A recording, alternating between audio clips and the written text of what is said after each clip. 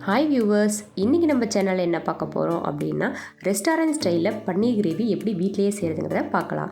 அதுக்கு ஒரு கையளவு சின்ன வெங்காயம் எடுத்துக்கிறோம், 4 பூண்டு எடுத்துக்கணும், பட்டை சிறிதளவு, 5-6 லவங்கம், 2 ஏலக்காய், 1 ஸ்பூன் சோம்பு, சிறிதளவு இஞ்சி, கருவேப்பிலை கொஞ்சம், சீரகம் 1 ஸ்பூன், மிளகு 1 ஸ்பூன், கல்பாசி கொஞ்சம், ரோஸ் இலை 1 ஸ்பூன், கசகசா 1 ஸ்பூன், முந்திரி தேவையான அளவு சேர்த்து நல்லா அரைச்சிக்கிறோம். பாதி அரைச்சதுக்கப்புறம் 3 தக்காளி இதில் போட்டு இந்த விழுதை நல்லா அரைச்சி நம்ம எடுத்து வச்சுக்கணும். நம்ம அரைக்கிற அந்த விழுது நல்லா நைஸாக இருக்கணுங்க, அப்போ தான் கிரேவியில் நமக்கு திப்பியாக வராமல் இருக்கும். இப்போ நான் மில்கி மிஸ்ட் பன்னீர் 2 எடுத்து அதை நல்லா சின்ன சின்ன ஸ்லைசஸாக கட் பண்ணி எடுத்து வச்சுக்கிறேன். ஒரு கடாயில் எண்ணெய் ஊற்றி அதில் நம்ம கட் பண்ணி வச்சுருக்க இந்த மில்கி மிஸ்ட் பன்னீரை சேர்த்து நல்லா ஒரு 5 மினிட்ஸ் நம்ம ஃப்ரை பண்ணி எடுத்துக்கணும். நம்ம ஃப்ரை பண்ணும்போது பார்த்திங்கன்னா லைட்டாக அடி பிடிக்கும், அதனால் கொஞ்சம் வணக்கி விட்டுக்கிட்டே இருங்க. இப்போ இதை ஒரு பிளேட்டில் ஷிஃப்ட் பண்ணி எடுத்துக்கிறோம்.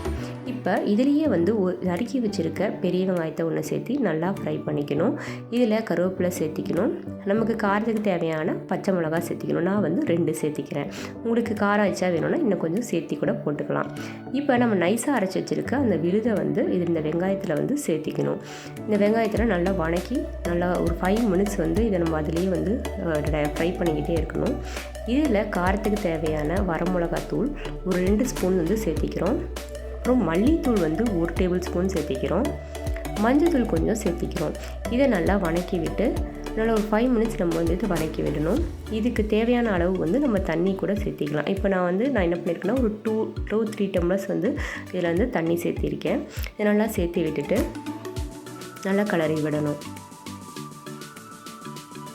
இந்த கிரேவிக்கு தேவையான அளவு நம்ம உப்பும் சேர்த்திக்கணும். பார்த்தீங்களா, நமக்கு நல்லா தண்ணியாக இருக்குது. இப்போ இதை நல்லா மூடி வச்சு நல்லா வேக வைக்கணும். ஃபுல்லாக அந்த தண்ணியாக இருக்கிறது ஃபுல்லாக அப்படியே கிரேவி பதத்துக்கு இறங்கி ஒரு அரை மணி நேரம் ஒரு ஆற ஃப்ளேமில் வச்சு நம்ம வேக வைக்கணும். இப்போ இதை நம்ம ஆல்ரெடி வணக்கி வச்சுருக்கோம் இல்லையா பன்னீர், அதை இதில் சேர்த்து நல்லா கலரை விட்டுக்கணும். கொஞ்சம் நம்ம வணக்கி வச்சுருக்கறனால நம்ம கொஞ்சம் கெட்டியாக இருக்க மாதிரி இருக்கும். நம்ம கிரேவியில் போடும்போது அந்த பதம் நமக்கு மாறிடும். இந்த பன்னீர் போட்டு ஒரு 10 மினிட்ஸ் லோ ஃப்ளேமில் வச்சு நம்ம இதை நல்லா வணக்கி விடணும். நம்ம பார்த்திங்கன்னா நம்ம ஆல்ரெடி நம்ம ஃப்ரை பண்ணும்போது எண்ணெய் ஊற்றிருக்கோம் இல்லையா, அது வெளியே வர அளவுக்கு நம்ம கிரேவி வேக விடணும். அப்போ தான் கிரேவி வெந்திருக்குன்னு அர்த்தம். இப்போ இதில் லைட்டாக சர்க்கரை போட்டு கொஞ்சம் கிண்டி விடணும். அப்போ தான் கிரேவிக்கு ஒரு நல்ல டேஸ்ட் வரும். பார்த்திங்களா, எண்ணெய் எவ்வளோ தூரம் வெளியே வந்திருக்குன்னு. ஸோ இந்த மாதிரி வந்த டைமில் நம்ம என்ன பண்ணணும் அப்படின்னா, கஸ்தூரி மேத்தி அதாவது வெந்தயக்கீரை அப்படின்னு சொல்லுவோம், அந்த பொடியை லைட்டாக தூவி விட்டு நல்லா கிண்டி விடணும். இது எப்போனா இறக்குற ஸ்டேஜில் தான் நம்ம போடணும், முன்னாடியே போட்டக்கூடாது, கசப்பு எடுத்துக்கும். நல்லா வெந்து நம்ம ஆஃப் பண்ணுவோம் இல்லையா, அதுக்கு முன்னாடி இதை போட்டு இறக்கி பரிமாறி பாருங்கள். இந்த கிரேவி உங்களுக்கு இருந்தது அப்படின்னா மறக்காமல் சப்ஸ்கிரைப் பண்ணுங்கள், அப்புறம் ஷேர் பண்ணுங்கள். தேங்க்யூ ஃபார் வாட்சிங்.